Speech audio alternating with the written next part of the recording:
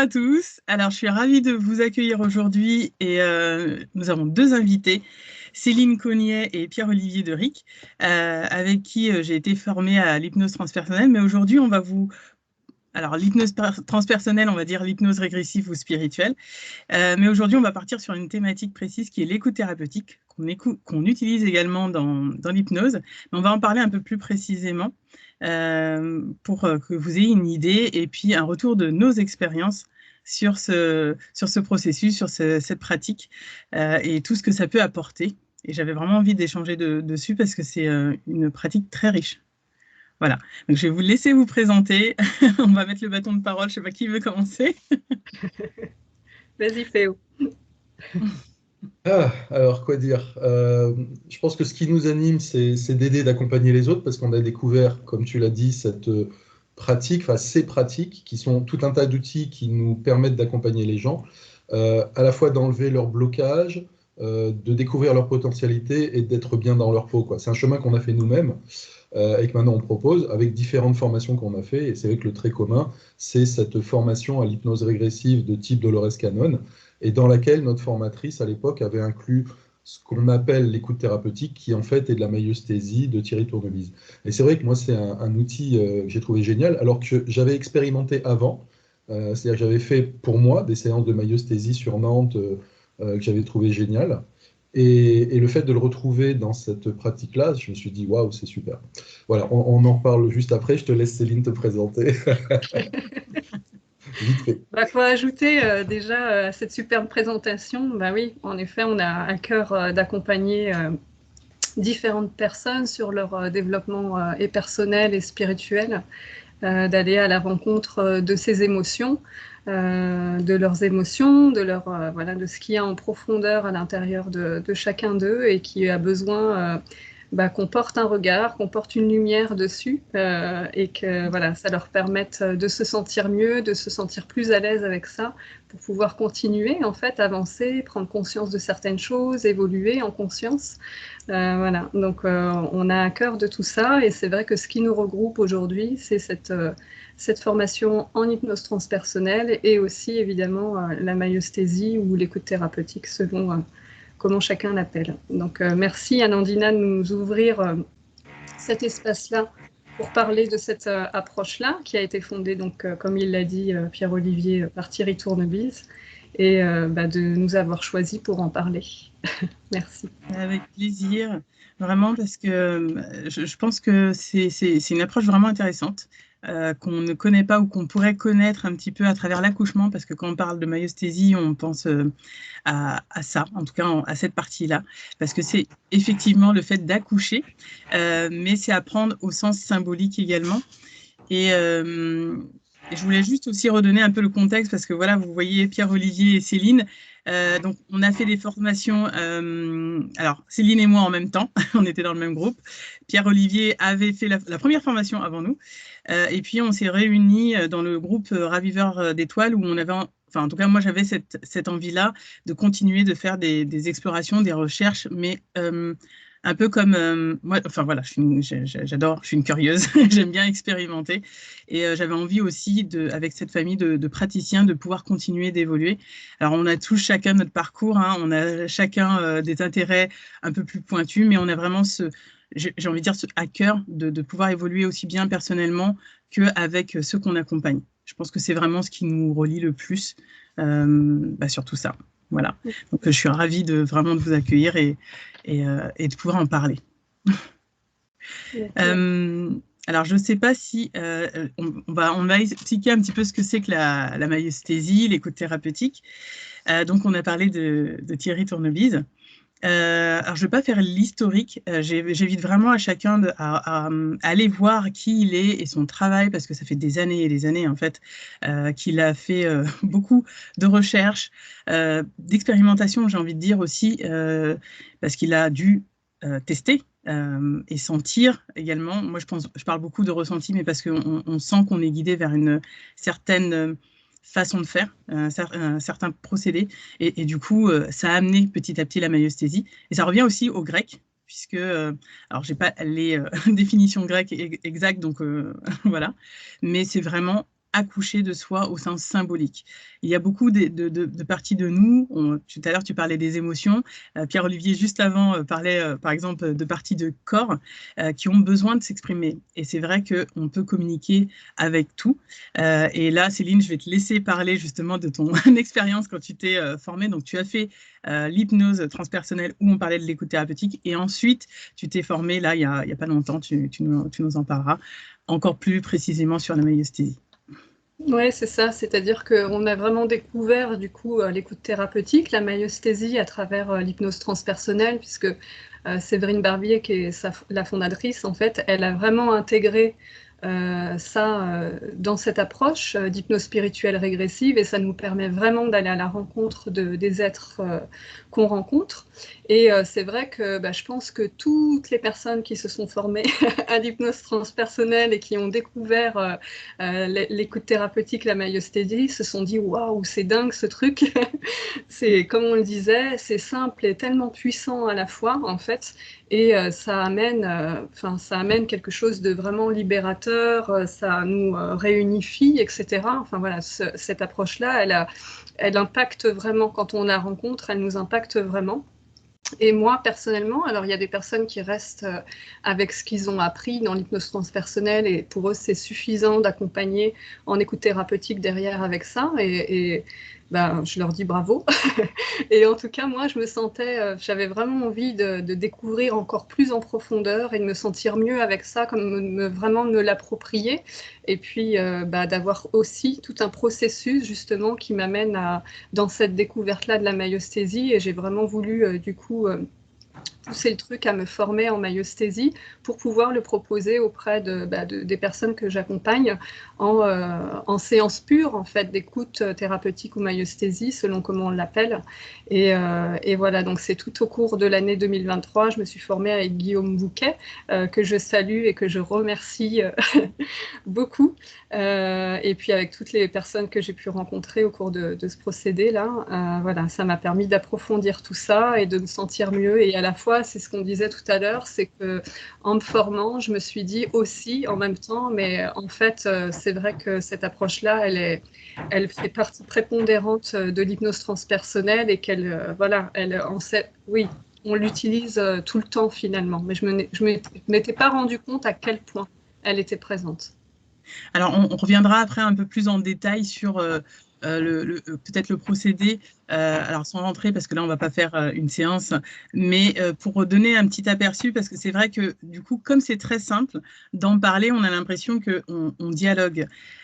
Effectivement, il y a du dialogue, mais c'est un processus vraiment intérieur où alors, ça rentre dans les psychothérapies, la myosthésie, mais c'est vraiment le praticien qui va être là, et j'ai envie de dire juste un guide presque touristique, dans le sens où on va aller à l'intérieur et c'est la personne qui va avoir les réponses. Et le praticien va être juste là pour pouvoir aiguiller et aller pointer en fait l'élément sur lequel on a, en général, en tant que personne, peut-être un peu plus de difficulté à y aller, parce que justement, ça fait peur parfois d'aller voir certaines zones. C'est pas toujours très confortable, et c'est à ce moment-là qu'on a besoin d'un petit peu d'aide. C'est comme voilà, c'est comme quand on s'habille, on a besoin d'un vêtement parce qu'en ce moment il fait froid et que ça accompagne. Et c'est exactement la même chose. Donc voilà, je voudrais juste qu'on rentre un petit peu plus après dans le détail, mais je vais laisser juste parler Pierre-Olivier sur son j'ai envie de dire sur son ressenti de la myosthésie. Oui, alors déjà, premier point, moi, que je trouve super, c'est qu'il n'y a pas d'hypnose. J'adore l'hypnose, hein, je trouve ça génial, c'est un procédé, un outil qui est magnifique, enfin, sachant que je sépare bien l'hypnose de spectacle de ce qu'on fait, hein, parce que ça n'a rien à voir.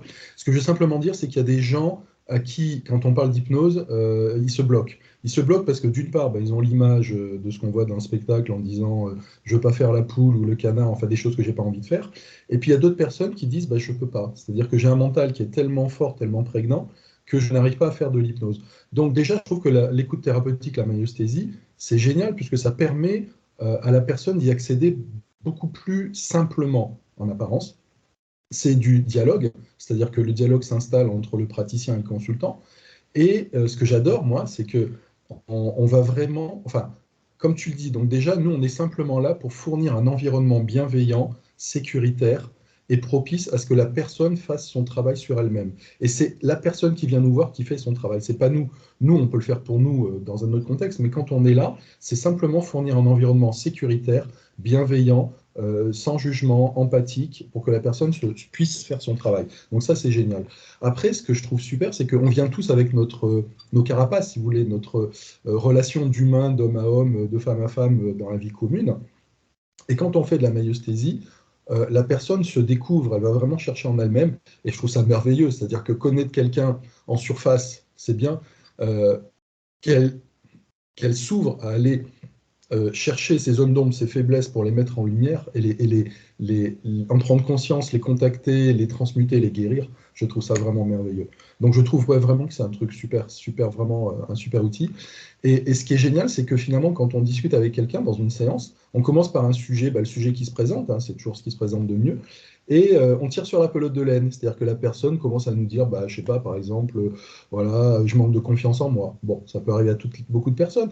Et au fur et à mesure où on l'aiguille, la personne va nous faire part d'événements qui se sont passés en elle et qui sont profondément ancrés en elle, puisque souvent, dans la majorité des cas, on se rend compte que le dysfonctionnement dont la personne vient de nous parler provient de son enfance, donc à l'âge adulte, provient de son enfance, et dans 80% des cas, c'est dans la relation au père et ou à la mère. Et voilà, et je trouve ça génial parce qu'après, en détricotant, en tirant sur la pelote de laine, on arrive sur des choses magnifiques. Et comme tu l'évoquais tout à l'heure, on en parlait un petit peu en off avant de démarrer, ce qui est génial, c'est que ça se manifeste de plein de manières. C'est-à-dire qu'on peut parler à la personne, mais on peut parler aussi à tout un tas de manifestations qui se trouvent dans l'énergie à laquelle on peut s'adresser. Voilà, bon, j'ai dit pas mal de choses. Après, je ne sais pas si vous voulez rebondir, on pourra après continuer. J'en parlerai pendant des heures, mais bref. Je vais donner la parole à Céline parce que sinon, moi, j'enchaîne, mais j'ai envie que ça soit quelqu'un d'autre. Tu veux que je rebondisse sur ce que dit Pierre-Olivier? Oui, si tu te sens prête. Oui, c'est ça, c'est que la maïeusthésie, c'est ça, on est vraiment là, nous, dans la réjouissance, hein, c'est ce qu'on utilise souvent comme mot, on est réjoui à aller, par ce symptôme, aller tirer, comme il dit très bien Pierre-Olivier, ce fil-là, de cette pelote de laine, et qui va nous conduire vraiment vers différents êtres, différentes parts de nous, en fait, qui à un moment donné ont dû se mettre de côté suite à certains événements. Et oui, c'est en voyant quand on vient nous voir face à un symptôme, on est déjà dans cette réjouissance parce qu'on voit en fait la beauté de la vie qui est en train de mettre en action cette guérison, parce que si le symptôme est là, c'est que la guérison est déjà là.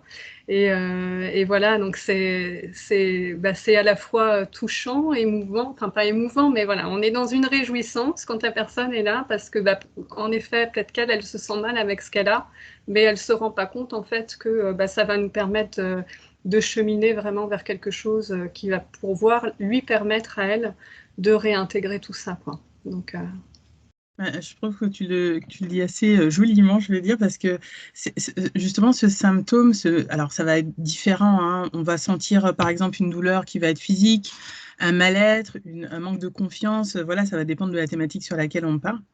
Mais effectivement, c'est que à ce moment-là, c'est prêt à être émergé pour être libéré. Et c'est pour ça que je dis qu'on accompagne juste à cette évacuation qui pourrait être plus lente parfois, hein. Alors après, quand je dis ça, c'est vraiment, je généralise, mais parfois, on peut effectivement faire ce processus, mais ça risque d'être peut-être plus long. Donc ça, au lieu de prendre peut-être quelques mois, quelques années, là, on peut réussir à aller voir tout ça en à peu près 1h30, 2 heures, hein, parce que c'est à peu près le temps de la séance. Des fois, on peut aller voir d'autres thématiques parce que parfois, il y a des choses assez riches. Mais alors, ça va dépendre aussi sur quoi on part, hein. Je parle d'une thématique. Parfois, on peut partir pour 1, voire 2 à 3 séances, voire un petit peu plus. Mais c'est vrai que ce n'est pas une thérapie qui va durer 10 ans, par exemple, ou 2 ans.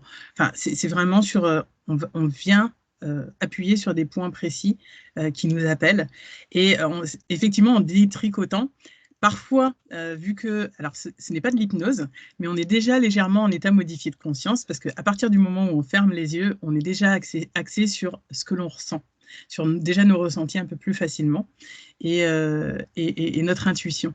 Et donc, du coup, on va commencer à pouvoir ouvrir. Et plus on ouvre, dans le sens où on n'a pas de barrière sur ce qu'on va apercevoir, que ça soit, tout à l'heure, on en parlait, du noir en début de séance, que parfois ça part peut-être sur une couleur, que ça part sur une douleur, et ben, c'est pas grave, en fait. C'est avec ça qu'on part, parce que c'est la symbolique qui va nous amener vers autre chose. Et c'est vrai que, Pierre-Olivier, tu le disais tout à l'heure, alors parfois ça part de la vie terrestre, je pourrais le dire comme ça, de douleurs physiques, de symptômes là qui sont présents dans notre vie.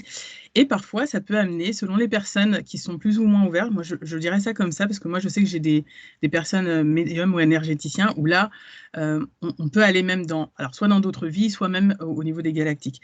Mais la base, je pourrais dire entre guillemets, la première chose c'est d'aller voir dans la vie actuelle. Voilà. Et il n'y a pas pareil de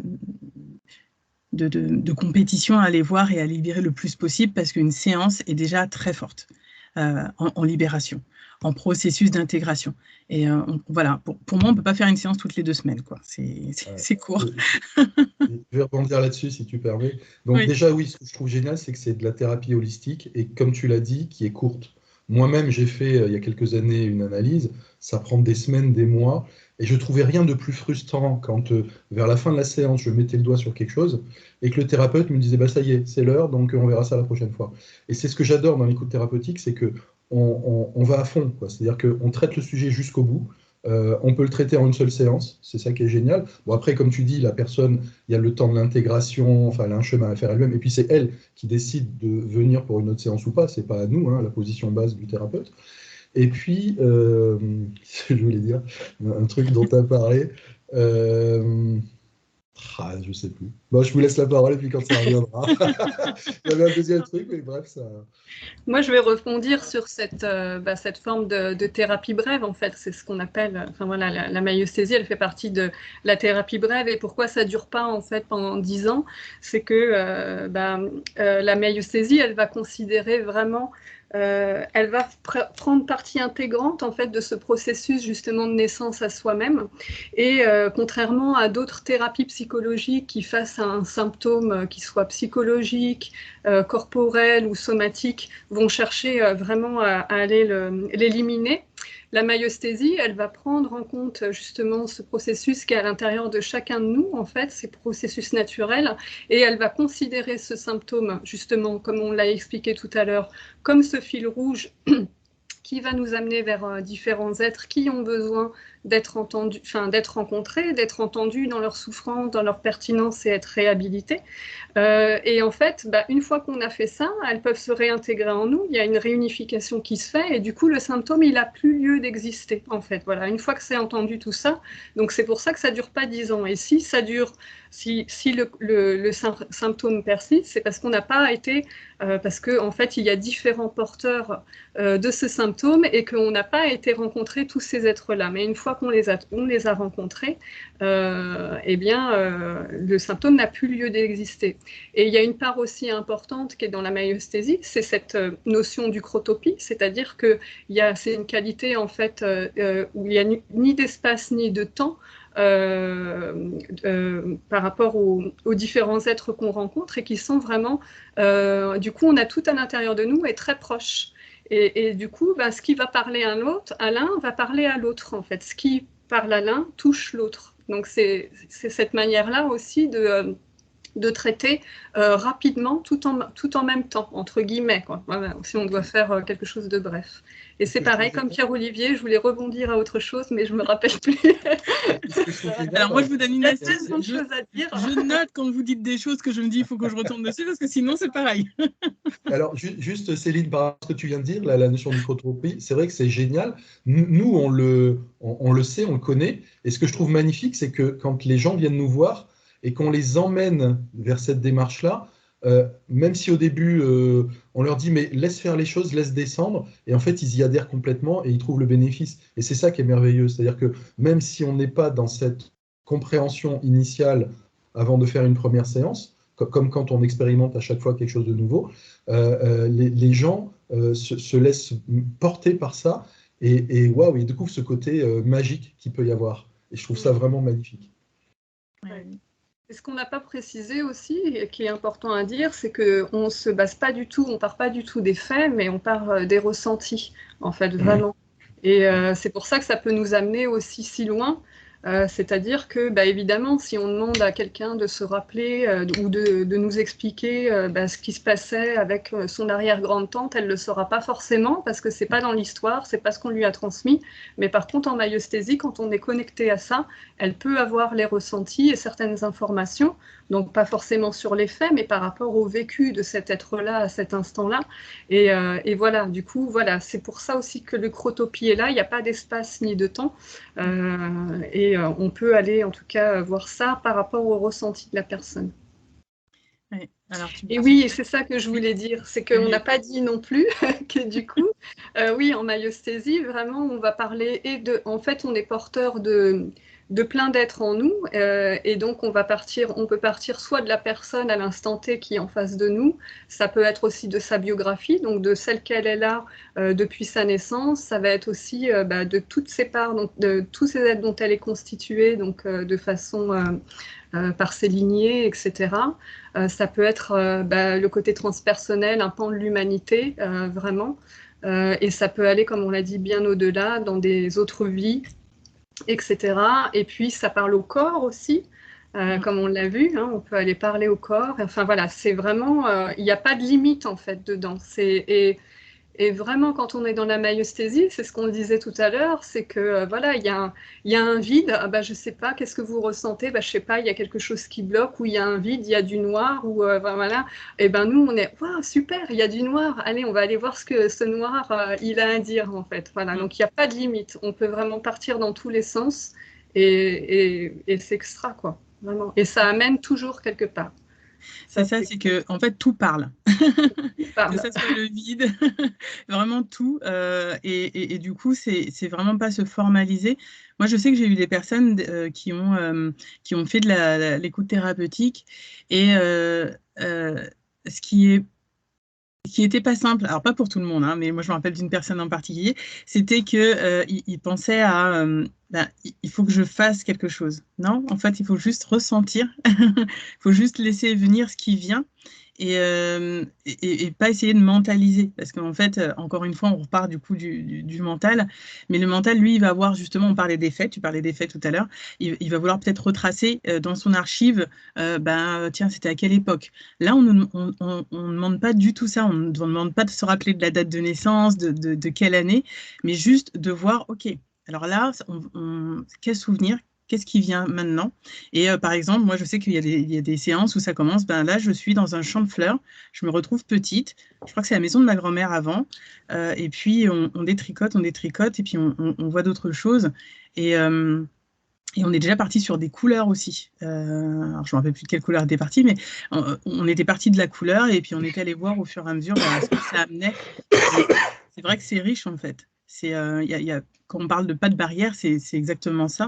Et on va aller aussi bien remonter soi, donc notre père, notre mère, et puis les ancêtres. Et comme tu disais, on va voir peut-être parfois même un pan de l'humanité, parce qu'il y a besoin d'aller voir des mémoires à libérer en fait des sentiments de sacrifice, de l'impression de ne pas pouvoir mener sa vie. Moi, par exemple, c'est ce que j'ai souvent en séance, comme ils le souhaitaient, ces êtres-là, et que finalement, on se rend compte que ça fait partie de la lignée. À chaque fois, c'était non, je ne peux pas, je dois faire ça pour ma famille. Moi, je sais que j'ai beaucoup de notions de responsabilité et que du coup, ils ne se permettaient pas forcément de vivre leurs rêves. Voilà, et c'est quelque chose qui les poursuit et du coup qui se décline encore. Alors en plus, ça renvoie à l'épigénétique, hein, parce que du coup, on sait maintenant qu'il y a des choses qui ont été transmises dans le patrimoine et que ça se transmet de petits enfants. Ça peut sauter parfois une génération, mais ça se retransmet.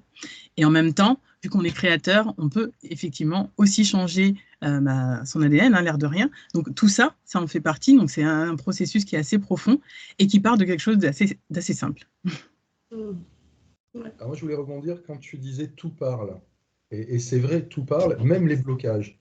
Moi, ça m'est arrivé une fois en séance où il y a une personne, je ne rencontrais que des blocages. C'est-à-dire qu'on commence à discuter, etc. Et puis, je sentais que ça bloquait, quoi. Bon, Donc, je prends un autre angle d'approche, un deuxième angle d'approche, un troisième angle d'approche, et je sentais vraiment qu'il y avait un blocage au niveau de la personne. Bon, mais ceci dit, je continuais. Et à un moment donné, la personne a manifesté une douleur dans le bras, la fameuse douleur dans le coude dont on parlait. Et donc, je me suis adressé directement à la douleur dans le coude. C'est ça qui est bien quand on est dans l'énergie, c'est qu'on peut s'adresser à toute forme d'énergie, comme vous l'avez évoqué. Et là, la douleur a commencé à s'exprimer. Donc, il y avait un début de compréhension par rapport au blocage. Et là, c'est la personne elle-même qui m'a dit non, là, on touche sur un sujet qui est vraiment trop sensible pour moi, dont j'ai pas envie de parler aujourd'hui. Donc, bien évidemment, on a arrêté la séance. Et c'est ça qui est génial, c'est que finalement,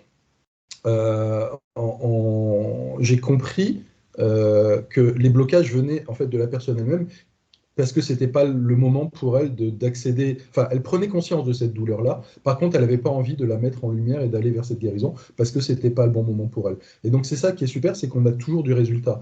Même si en début de séance, on ne sait pas ce qui va se présenter, et tant mieux, ça permet de faire avancer par rapport à la personne. Et ça, je trouve ça vraiment magnifique. Et deux séances ne se ressemblent pas. À chaque fois, c'est totalement vivant, complètement différent. Ça aussi, c'est super.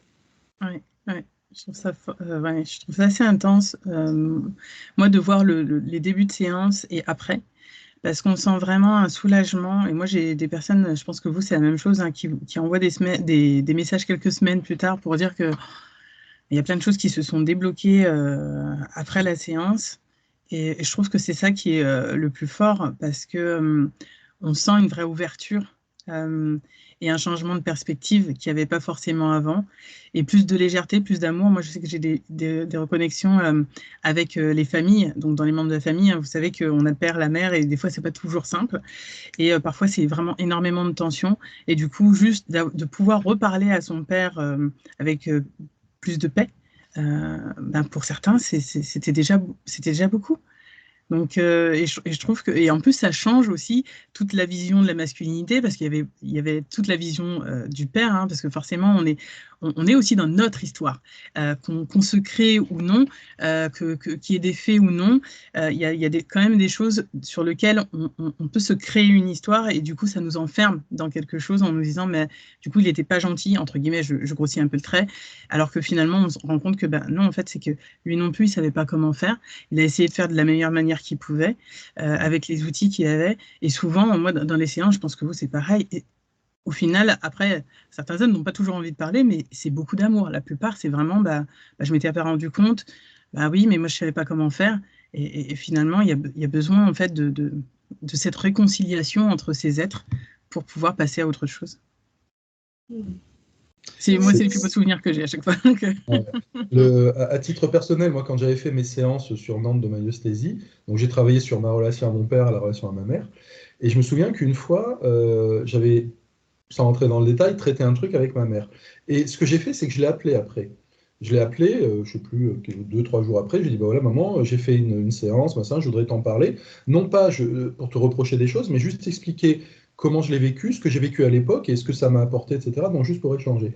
Et ce qui était vachement marrant, c'est que le sujet, enfin, il y a eu plusieurs sujets sur lesquels j'ai travaillé, mais il y a un des sujets sur lesquels j'avais un grief contre elle, et en discutant, elle m'a dit, mais c'est pas moi qui ai fait ça. Donc j'ai trouvé ça encore plus génial parce que, comme tu dis, on se fait des constructions mentales, c'est-à-dire que c'était un truc qui m'était arrivé adolescent, à 12-13 ans, et j'avais pensé que c'était à cause de ma mère que j'avais vécu ça. Et en faisant donc cette séance bien des années plus tard et en parlant, elle me dit mais non, mais c'est pas moi qui ai fait ça, c'est une autre personne. Oh, et alors là, j'ai trouvé le double effet qui se coule, si tu veux. Le premier, c'est-à-dire que moi, je m'étais libéré de ça dans l'énergie, je m'étais dit ok. Et le deuxième, c'était de me rendre compte que finalement, ma croyance n'était pas exacte. D'où l'intérêt de libérer la parole, d'expliquer les choses. Enfin bon, moi j'en suis persuadé. Et plus on expose sa fragilité, ses failles, plus on en guérit, on en sort grandi. Alors, encore une fois, dans un environnement bienveillant, qui ne va pas juger et qui est là pour aider et accompagner. Hein. On est d'accord, on ne va pas faire ça avec n'importe qui, n'importe comment. Vraiment, moi, ça m'a énormément apporté et ça continue à m'apporter. Et en plus, dans les séances, quand je fais une séance avec une personne qui vient me consulter, ça m'apporte aussi à moi. Il y a une espèce de symbiose, d'amour, d'unité qui se met en place. Et c'est merveilleux, quoi. Vraiment, franchement, voilà, dans un monde idéal, ça devrait faire partie des choses que toutes les personnes devraient vivre et devraient connaître en termes d'enseignement et de pratique, comme le massage, comme plein de choses, quoi, le rapport à soi-même, et évacuer ces côtés-là, ce serait vraiment merveilleux, quoi. En tout cas, c'est un outil magnifique. Mmh. Oui, si je peux rebondir du coup dessus, tant que c'est frais. Ouais, c'est ça, c'est que comme on dit, en fait, on se fait souvent des idées sur quelque chose. Enfin, moi, c'est souvent, on vient me voir et on me dit, bah voilà, j'ai ci, j'ai ça, mais je sais, ça vient de là ou ça vient de là. C'est des idées qu'on se fait, c'est une construction mentale, comme tu l'as dit, Pierre-Olivier. Et en fait, avec la maïeusthésie, ça nous permet vraiment d'aller à la rencontre de l'être qu'on était à ce moment-là, ou de l'être qui était notre mère, ou l'homme qui était notre père à ce moment-là, et en fait, de comprendre les choses différemment, parce que en fait, on est dans ses ressentis, on est connecté à lui. Et ce que tu as pu percevoir avec ta mère, en fait, ce que ta mère a pu te confirmer après la séance Pierre-Olivier, il y a des personnes qui l'ont dans la séance, en fait, vraiment, où ils se disent « Ah, mais ouais, mais en fait, c'est ça qu'elle vit, ou c'est ça, c'était pas elle, c'était quelqu'un d'autre. » Ça, donc, toi, tu l'as eu information après, mais moi, ça m'est déjà arrivé qu'on l'ait dedans et que ça soit confirmé après, d'accord? Et ça, c'est tout à fait magique. Comme tu dis aussi, souvent, nous, on reçoit autant que la personne. Hein. On est vraiment dedans aussi. Et puis voilà, j'avais autre chose, ça m'a encore échappé. C'est pas grave, ça reviendra après. Il y a tellement de choses à dire, en fait, c'est difficile de garder le cap. Oui. Et puis, Mais ouais. Il y a, oui. voilà, il y a cette idée, en tout cas, là, d'avoir le sentiment de connaître pourquoi on vit cette chose-là ou pourquoi. Mais en fait, si c'était vraiment la raison, on n'aurait plus ce problème-là. Hein. On n'aurait pas besoin d'aller voir quelqu'un. Donc déjà, c'est une bonne piste pour se dire, bah non, c'est pas ça, quoi. Voilà, d'aller à la rencontre de ces êtres différents, enfin voilà, de ces différents êtres, d'être à l'instant T de là, ce qu'ils sont en train de vivre et de ressentir, d'aller voir leur pertinence à vivre à ça et d'être connecté à ce qu'ils sont en train de vivre, bah, ça permet toutes ces belles choses qui nous ouvrent par la suite, quoi. Ouais. Et moi, j'ai envie de parler un petit peu pratico-pratique sur le déroulement d'une séance. Moi, je vais faire les grandes lignes, vous donnerai plus de détails. Alors, c'est vrai qu'on a dit tout ce qu'on rencontre hein, dans les séances. Pour que ça soit un peu plus parlant, donc j'avais dit tout à l'heure, une séance, c'est entre 1h30 et 2 heures, parce qu'après, ça fatigue, parce que c'est quand même intense, on va aller voir différents êtres, on ressent aussi, selon les ressentis de chacun, c'est plus ou moins fort, mais voilà, il y a tout un processus, il y a vraiment énormément de choses qui se passent dans une séance. Et la première chose, c'est qu'on va se connecter soit sur ses ressentis, soit sur une douleur, soit sur un symptôme, un souvenir. On peut vraiment partir d'éléments particuliers. En général, c'est à peu près ça, mais rien n'est limité, encore une fois. La personne va... Alors, moi, je sais que la plupart du temps, je fermais les yeux à la personne pour qu'elle puisse plus facilement se recentrer. Les séances peuvent se faire, je pense, pour vous deux, à distance et en présentiel. Moi, c'est pareil. Et c'est vraiment s'installer, s'allonger ou être assis. Et puis, donc c'est là qu'on part donc, du sujet, donc, que ça soit la douleur. Donc, par exemple, si on part du pied, j'ai mal au pied depuis, je ne sais pas, 2-3 ans. Et je ne sais pas d'où ça vient. Voilà. Donc là, on va aller parler au pied. On va aller déjà ressentir, on va aller déjà peut-être voir à quoi ça ramène, cette douleur. On va aller voir après, est-ce qu'il y a déjà eu cette sensation d'un autre moment. Et puis, on va voir si le pied veut parler également. Alors, je sais que ça a l'air anecdotique, c'est plus facile de parler d'être que de partie du corps, mais comme on disait tout à l'heure, tout parle. Et parfois, le pied, c'est, oui, mais en fait, c'est qu'à certains moments, je ne pouvais pas avancer. Donc, du coup, comme je ne pouvais pas avancer, et puis on va les voir, voilà, petit à petit. Donc, il n'y a pas... Là, je dis juste l'amorce pour vous donner une idée. Tout le reste, je pense qu'on l'a dit au fur et à mesure. Mais c'est vraiment un début. Et on ne sait jamais, dans une séance, où est-ce qu'on va arriver. On sait juste que ce qu'on veut, c'est que chacun puisse s'exprimer, que ça puisse se libérer par la parole et dans l'énergie également, pour que la personne puisse retrouver une unité et plus d'harmonie en elle aussi, et plus de paix du coup sur tout ça. Mais on ne sait pas le point final où il va s'arrêter. Et je pense que c'est le plus beau cadeau, et il n'y a vraiment pas comme on disait tout à l'heure, c'est très simple en fait à vivre. C'est vraiment très simple, mais dans le processus intérieur, c'est très fort. Voilà. Je vous laisse donner plus de détails. Je pense que j'ai fait le résumé. Ouais, puis c'est sympa de ressentir les gens comme ça. Moi, je me souviens d'une séance en décembre où la personne est venue me voir et elle m'a dit, alors, soit il y a des gens, pour moi, il y a un peu deux typologies de personnes qui viennent, soit des gens qui savent pas trop et qui viennent pour trouver une amorce de solution globale, ou alors des gens qui disent, bah voilà, il y a ça qui va pas, il y a un truc assez précis. Là, c'était ce deuxième cas de figure. Et en substance, la personne commence la séance en me disant, je comprends pas. J'ai fait beaucoup de travail personnel pour aller mieux et ça va pas. Ça devrait être le cas puisque j'ai beaucoup bossé. Et là, bon, j'ai tout de suite senti dans l'énergie qu'il y avait un truc qui dysfonctionnait, enfin en tout cas qui était en écart entre son discours et la réalité de qui elle était. Et en fait, toute la séance a été comme ça, de lui faire prendre conscience que sa parole n'était pas en correspondance avec qui elle était au fond d'elle.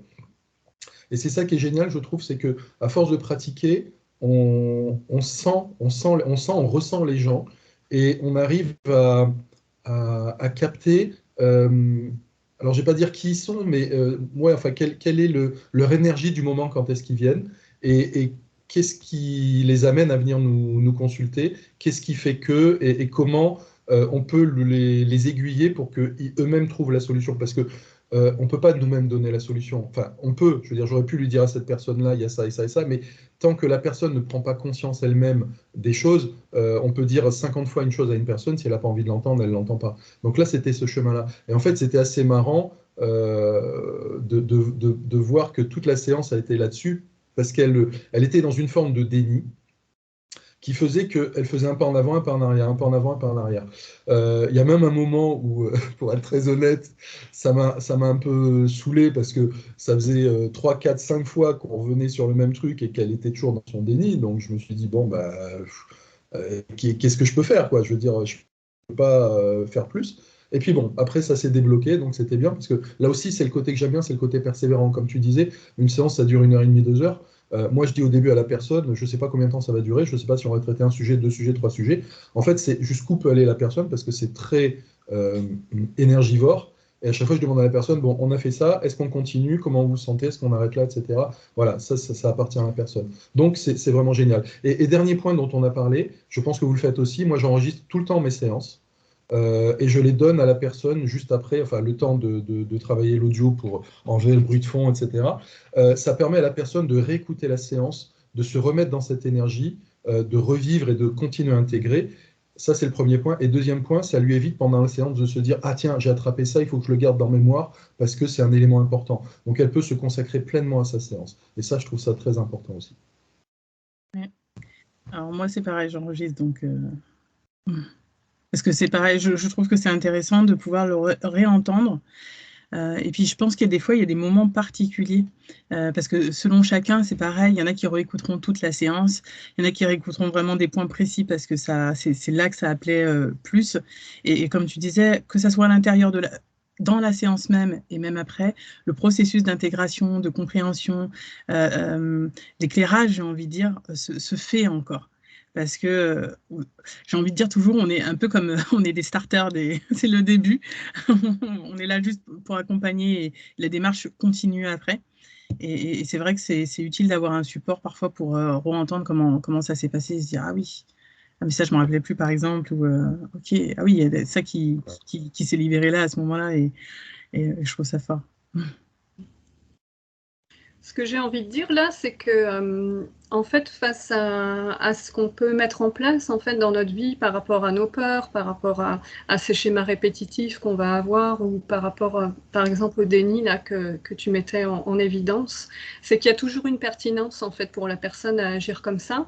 Et en fait, c'est ce que vraiment on va proposer la maïeusthésie, c'est d'aller voir cette pertinence-là. Pourquoi cette personne, elle est dans le déni? Qu'est-ce que ça lui permet?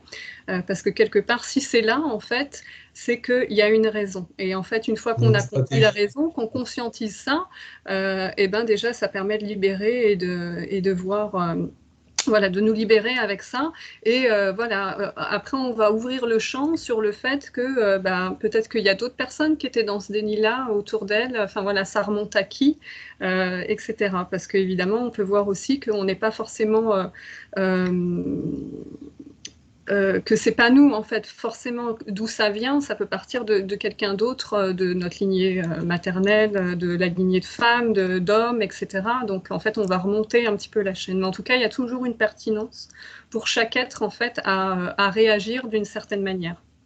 Donc c'est ça qui est beau en fait dans la maïeusthésie, il n'y a pas de jugement, encore une fois, on est dans l'accueil et on est vraiment ici en tant que praticien à guider la personne en fait par rapport à... C'est très simple, hein, finalement, elle nous apporte une réponse et nous on va reformuler, on va aller valider quelque chose et hop, on va la transporter sur d'autres choses.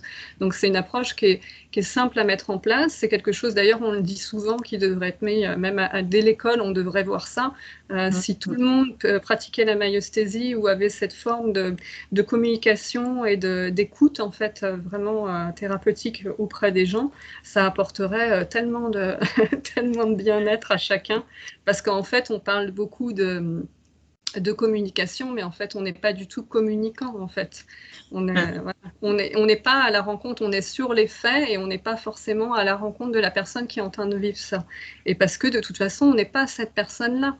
Voilà, face à une situation, quand on parle de choses traumatisantes, face à une situation, on peut être 100 dans une pièce. Il y a certaines personnes qui vont trouver que c'est traumatisant, plus ou moins selon les personnes, et il y a d'autres personnes qui vont, en fait, ça va leur permettre cette expérience-là, au contraire, d'aller plus loin, d'avoir plus confiance en soi. En fait, on réagit pas du tout de la même manière. Donc, c'est ça qui est important. Dans la maïeusthésie, on a cette posture-là où, voilà, on accompagne la personne, mais on n'est pas cette personne. On ne sait pas son vécu, on ne sait pas ce qu'elle a ressenti. Pour moi, ça équivaut un peu à de l'écologie intérieure, en fait, sur ses émotions, sur son état d'être, sur ce qu'on va émaner à ce moment-là. Parce que, effectivement, je pense que dans cette écologie intérieure, moi, je parle aussi de la communication, c'est vraiment tous ces paramètres qui ont besoin d'être exprimés. Et donc, c'est vraiment important parce que c'est ce qui va bloquer, qui va donner tous les symptômes, tout ce qu'on sait après, parce que ça n'a pas été dit à un moment, parce que c'était pas le moment à ce moment-là que ça puisse sortir, parce que peut-être que l'environnement n'était pas le plus adéquat. Mais on sait, et pour avoir vécu, pour avoir testé pour moi, comme Pierre-Olivier, pour d'autres, et puis d'avoir vu comment ça chemine après, on a besoin de ce temps où on va être en capacité de s'ouvrir de nouveau pour laisser échapper ça et de retrouver, j'ai presque envie de dire, son état de neutralité intérieure, en fait, qui va être moins marqué et de moins en moins marqué par ses traumas, par ses croyances. Parce que, moi, de ce que je vois, c'est qu'il y a aussi énormément de croyances qui se sont construites, hein, du coup, par ces expériences. Parce que c'est normal, on a envie de se protéger quand c'est comme ça. Donc, on ne se rend même pas compte parfois qu'on est dans des schémas qui sont de plus en plus répétitifs et dans lesquels on ne sait pas forcément sortir. Et je trouve que c'est l'intérêt de la maïeusthésie, c'est moi je vois ça souvent un peu comme quand on fait un cercle, on va tourner pendant longtemps en fait dans sa cage jusqu'à ce qu'on voit qu'à un moment la porte elle est ouverte, mais même si elle est ouverte depuis longtemps, on ne va pas le voir tout de suite, on ne va pas oser tout de suite, parce que pour nous c'est impossible. Jusqu'à ce qu'à un moment, on ait le déclic, tout ce qu'il y a besoin de conscientiser pour pouvoir sortir et aller découvrir en fait d'autres espaces. Et puis après, on se rend compte, hein, c'est comme le poisson dans le bocal. Au début, il est dans le bocal, puis ensuite, il se rend compte qu'il y a la mer, etc., qu'il peut aller où il veut. Et en fait, c'est exactement la même chose pour nous. On peut aller où on veut. Il faut juste qu'on se l'autorise aussi. Et pour ça, il y a parfois besoin d'aide, de pratiques comme la maïeusthésie ou autres. Hein. Encore une fois, moi, je reste vraiment très ouverte. Mais là, aujourd'hui, c'était notre sujet. Donc voilà, j'avais vraiment envie de l'aborder parce que je trouve que ça se fait de façon très douce. Enfin, pour moi, je trouve que c'est, même si pour certaines expériences, parfois, ça peut être pas un sujet évident, parce que des fois, quand on voit certains êtres dans la séance, pour certaines personnes, c'est le premier réflexe, c'est oh non. Et puis finalement, quand je leur dis ok, mais alors comme il s'est présenté, ben, va juste ressentir comment est-ce que c'est ok pour lui de parler. Et finalement, ils se rendent compte que même si la personne dans leur vivant était peut-être un peu acariâtre ou donnait pas forcément l'envie, ben, finalement, elle était ok pour aller parler. Et puis finalement, que ça se décrispait, et que finalement, la parole, elle est de plus en plus libre, de plus en plus vraie. Et finalement, ça fait du bien j'ai envie de dire, à toutes les parties, en fait. Oui, et puis ça va même au-delà parce que c'est pas rare en fait qu'après une séance où on a été à la rencontre, je sais pas, de la femme qui était la mère ou de la femme qui était la grand-mère ou du côté pareil paternel, etc. Que quelqu'un vienne me dire ce qui s'est passé après lui, après la séance pour lui ou pour elle, et qui me dise ah bah oui du coup je sens que ma mère est plus sereine, ou voilà, elle se met en action face à d'autres choses qu'elle faisait pas du tout, et la séance elle n'était pas pour elle, elle était pour la fille, pour le père, le mari, ou enfin voilà. Et en fin de compte il y a quelque chose qui se crée chez l'autre personne qu'on a été rencontrée, si elle est toujours là. Et des fois ça se fait pas, hein.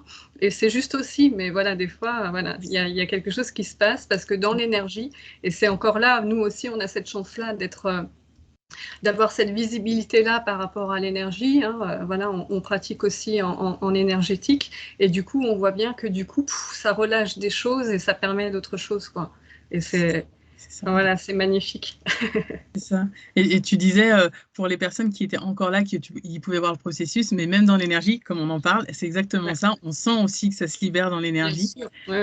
Et certains êtres qui étaient encore un peu présents, parce que parfois, il y a pas forcément du passage d'âme comme on pourrait le penser, entre guillemets, mais c'est un apaisement, j'ai envie de dire, un apaisement qui se fait un peu comme des liens qui vont se décharger, qui vont être beaucoup plus neutres après, parce que justement, on a libéré la parole et l'être a pu parler. Et c'est ce qui fait que, pour ceux qui sont encore vivants, on peut voir d'ailleurs le résultat, même si la séance n'était effectivement pas pour elle, mais ça touche en fait. Et c'est pour ça que je dis toujours, quand on se guérit soi, quand on prend, alors c'est pas forcément le mot guérir, mais quand on prend soin de soi, quand on pense à soi, à travers nous, on libère aussi énormément, que ce soit dans notre lignée et même pour l'humanité. Et c'est pour ça que je reviens toujours à ce lien-là.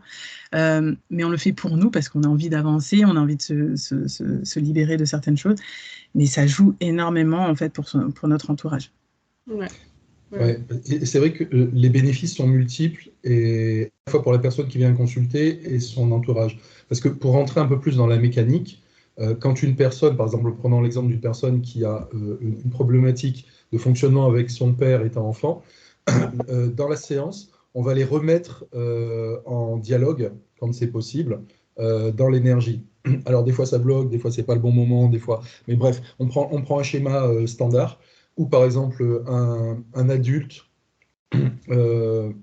se remet enfant avec l'un de ses parents avec qui ça dysfonctionnait, et on établit le dialogue entre les deux, et on se rend compte que là, bon, d'une part, la personne qui est incriminée, entre guillemets, par la personne qui vient nous voir, c'est pas parce qu'elle est méchante, c'est parce qu'elle ne savait pas comment faire, c'est parce qu'elle-même n'avait pas reçu le schéma parental, par exemple, pour le transmettre à ses enfants. Donc, et d'autre part, souvent, ce qui m'arrive aussi, c'est que la personne ne sait pas exprimer ses sentiments. Parce que nous, on parle de ça, nous, on le vit, je veux dire, tous les trois, on a fait cette démarche, on exprime nos ressentis, on exprime nos sentiments, nos besoins. C'est pas forcément quelque chose de simple, à la fois pour nos contemporains, mais aussi pour nos ascendants. Donc, dans l'énergie, quand on contacte un parent, un grand-parent, à l'époque, ils savaient pas comment faire, et puis on leur disait, n'exprime pas tes sentiments, surtout pour nous les hommes, hein. T'es un petit garçon, tu pleures, t'as pas le droit de pleurer. Bref, je referme la parenthèse.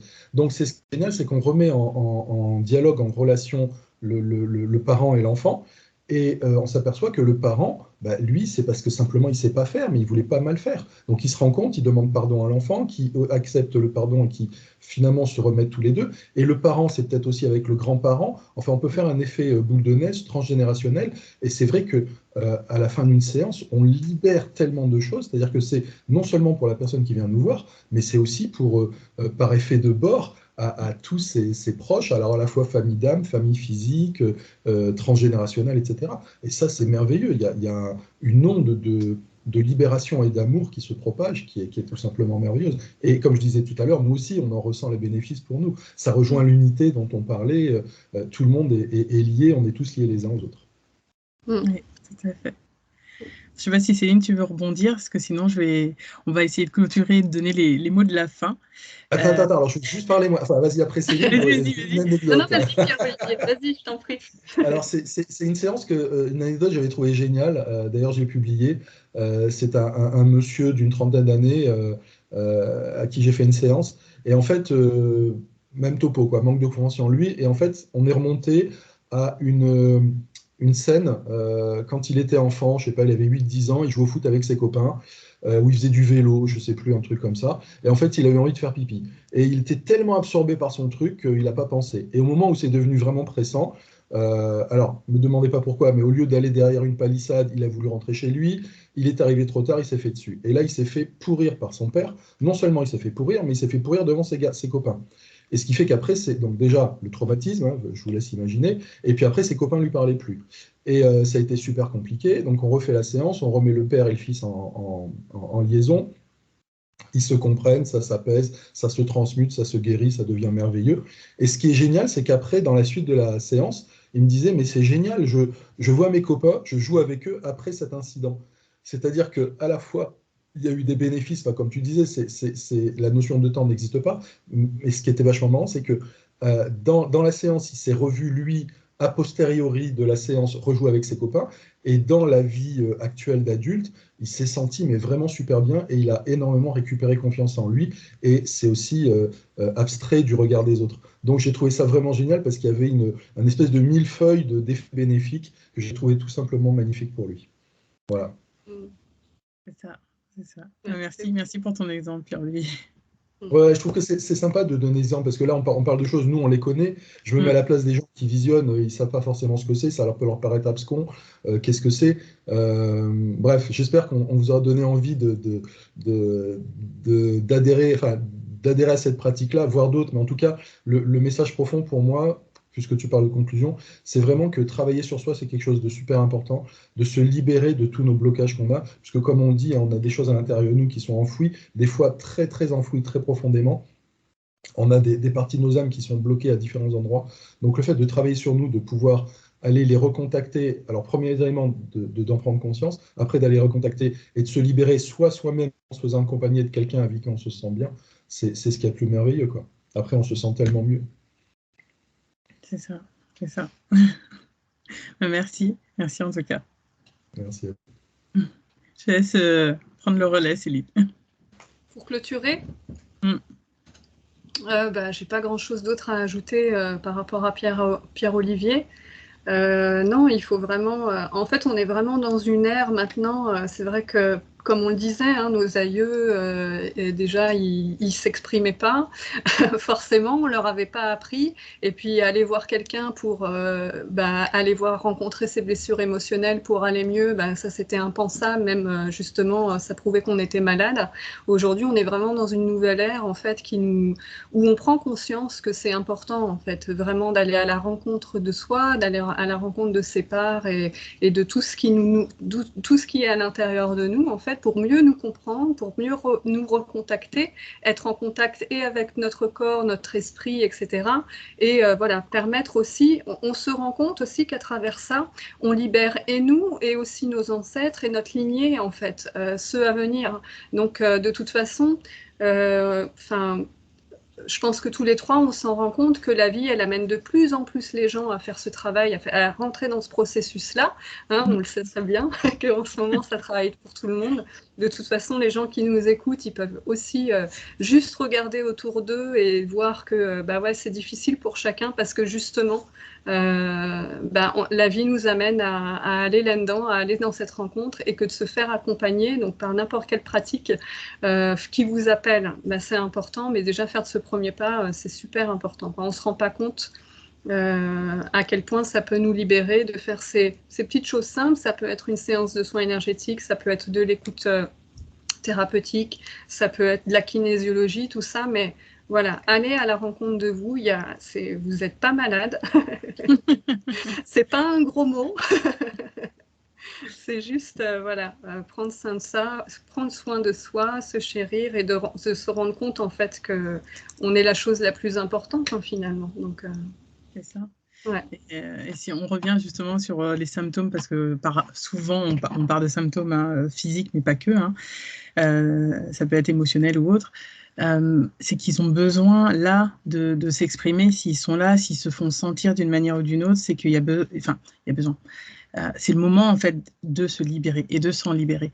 Et ça peut vraiment être doux parce que par cet accompagnement, on n'est pas seul.